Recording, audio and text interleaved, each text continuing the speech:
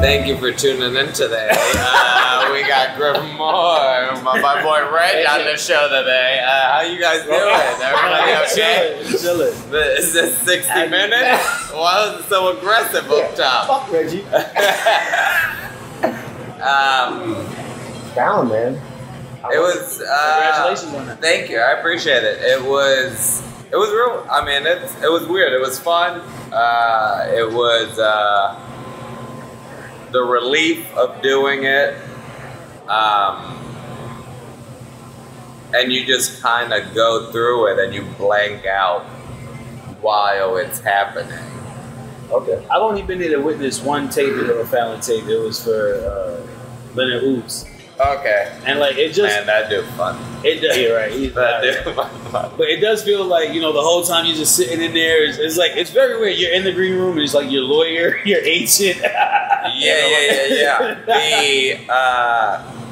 So like you do the set, and then you're just like, you know what you're trying to hit, and you're just like, papa, and you're just trying to do that. And then it's done, and you just like, kind of just like, wipe out and go. All right, I didn't curse. I didn't go long. I think I did everything. Like you're not even registering whatever is really like, or at least I wasn't. Did you have anything that like disturbed your peace? That does or that did disturb your peace? That day. No, I went and had to like get the button change on my shirt and like little shit like that, but like I had a very weird set Tuesday night running it, and I had a real weird one where you just like, all right, that fucking was terrible, and then like on the way home, I was like, all right, you got it out the system. Yeah. You got it out. And it just like, it was a different feeling. It was just like, so I walked in really like, I was very prepared for that day. I knew what I had to do, what was honestly, that was probably the best thing to ever happen. That little weird one was like, that's what I need to get out. That was it, man. That was, that's just a bad game. There it was. So like, this is the awkward moment when Uzi was doing his spec. He invites a couple comic friends up there, like, not even a lot, like, it's me and two other comics. Because they're not weird, but they're very rigid. And this was before COVID. This was before COVID. So yeah, but they're very rigid how that show runs. So the booker for Fallon comes in, and one of these comics is a young lady, and we're all talking to the booker. Very light conversation. And out of nowhere she goes, if you ever need a guest spot, you know, I'm here. And it was like, ooh, what the fuck is that? Right? It's so a faux pas. Like, first of all, we're here to support our friend. It ain't about you today. You don't even nothing do that. about this is about you. Do not do that. The booker trying to have some type of coup. And the booker goes, what's the guest spot? Would you believe she tries to explain what a guest spot is to the booker of Fallon? Yo, the lawyer, the agent, everyone in the room is looking at her like, what the hell is going on? Jesus Christ. Needless to say, that was the end of that friendship. Yeah. That person got a 9 to 5 now. she goes, I was only joking. Everybody's like, yo, you were not joking. We all work in jokes. That wasn't a joke. That wasn't a joke. Don't you want to say it? You were sure. We were. So I was wondering something like, not something that drastic, but like, it's a very nerve-wracking day. And so like, any little small thing like that could just be like, yeah, I remember the other like late night I had was Conan. And is it like the first time having sex is like, it happened and it's like, that first one you just say, yeah, I mean, so much is gonna go wrong. So much, you're just like, why the lights on? What's the lights on? Are the lights supposed to be this bright? Are these people supposed to be here? No. She a plant. Get her out. Like, it's like, there was just a much different energy, but I think the biggest thing which was cool was the comic who does warm-up for Fallon is a buddy of ours. Oh, really? Seth Herzog. Yeah. Oh, okay. And good guy. And yes, but because of COVID, they were only let me and my manager be in the green room. Okay. Nobody else. I couldn't bring anybody else. So just by like good energy and good vibes, Seth comes by, and we talking and like, dude, we chop it up for maybe 30 minutes like it's a regular green room. And we making jokes. We ain't even like, we have this show on, but you ain't really like watching and we laughing, we bullshitting. And Seth is such a dope person. He goes, there, as the commercial before me starts, he goes, hey, so you're about to go up at like 10, do you need a couple minutes to gather? And I go, yeah.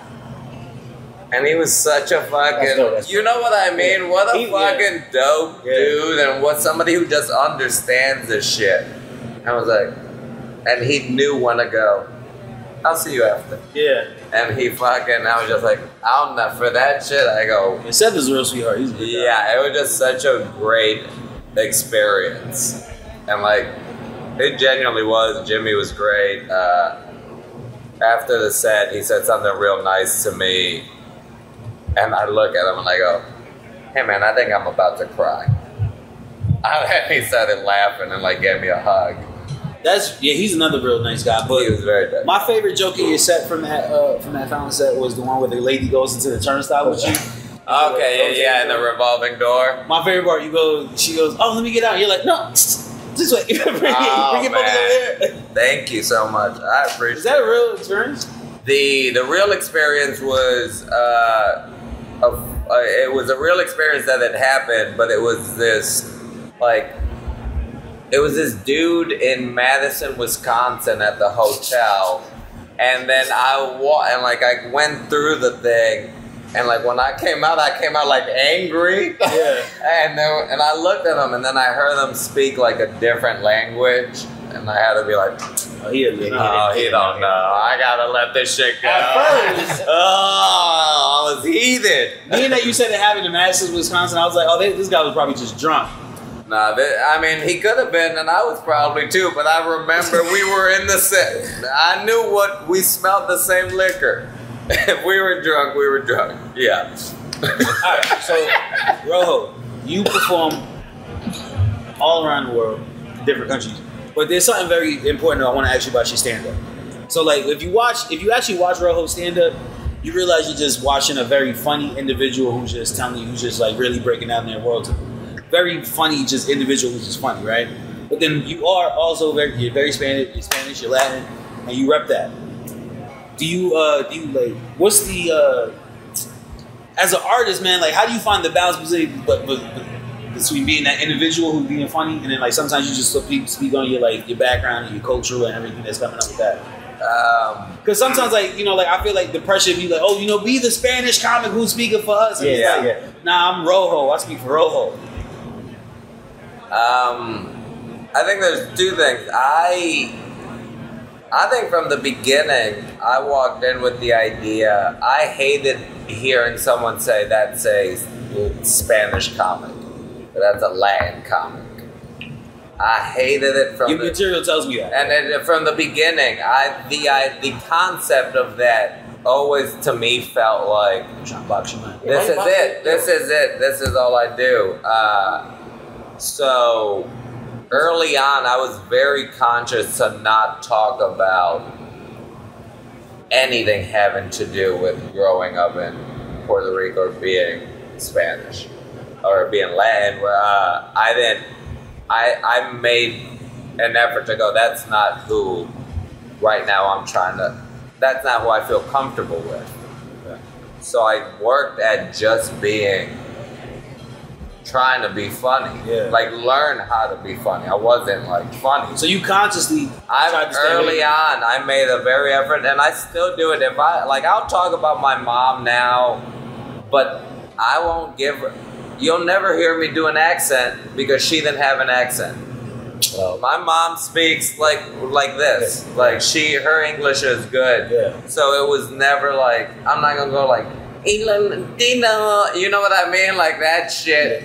So for me, it's something like that too, where it's like, my mother does have an accent. But for me, like, I just had too much of a respect for my mother and my father's culture. Like, I didn't want to ever feel like I was, especially being Haitian. Haitians got teased a lot, so I didn't want to be added on to that fuel. So I was always like cautious. Like, if I do things about Haitian, I'm not gonna play Haitian. Why? Yeah, because there's certain jokes sometimes where you go, I'm confused what they're laughing at. Yeah, and I know what I wrote it, but I'm confused the way y'all laughing. So I always, that makes sense. It's the reason, like, I feel sometimes if I would do an accent of like a family member who has like broken English, the audience automatically goes, that person is dumber or less educated.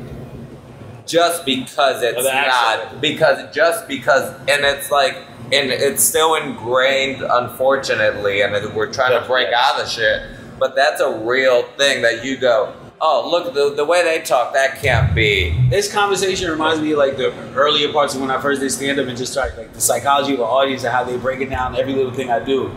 Like, you know, if I do the accent, they think he's a dummy, so I gotta do it this way. Like, yeah, like you really have to like think and about, I think it's such a smart thing for people who figure that out. Yeah. Because your shit continually grows. Yeah. Like, if you hit a certain note and that's your only note, I'm sure you do well, but eventually... That's it, yeah, that's what it is. It depends what you want to do. Like, I don't know. I don't have that desire to be a millionaire.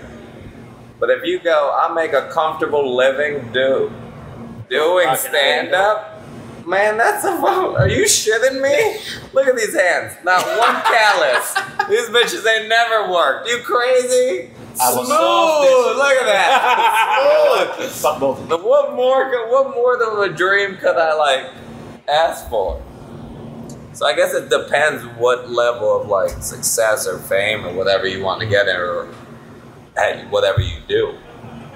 Yeah, but I feel like with the decisions you've made, it hasn't really put a curve on how successful you can be. Because with that being said, you're not like the guy who's like, oh, I'm the Latin comic and I'm doing this one and there, but like you still. But now I talk about it more because I'm much more comfortable in who I am as a comic, and now I feel like I got something to say. And you know what's funny? Like hearing you describe it like that is interesting, because they would always come to me. They'd be like, "Yeah, if you want to do late night, you want to do that, just be the Haitian comic, just break down your." And I'm like, man, I hate, like, it's not that I hated it. It's just like, bro, I got too much respect for those people to really be like I gotta pick and choose the jokes I would do about Haitian. Yeah. It's just like I don't want to ever feel like I'm trying to play them. Yep. And they will feel that way. I would feel like that. I know. Like, I relate to them. Like, I feel it. Anything I talk about Puerto Rico is a specific, genuine experience. It's never at the expense of anybody. And I never even want it. And I get exactly what you're saying. You never wanted even that they might think that all you want is your people to go, that's my guy. That's my guy. That's it. That's the ultimate success. That your people go, fuck, I'll fuck with that. Yeah. That's the dream, man. Fuck, that's the dream. That's it. What do you mean?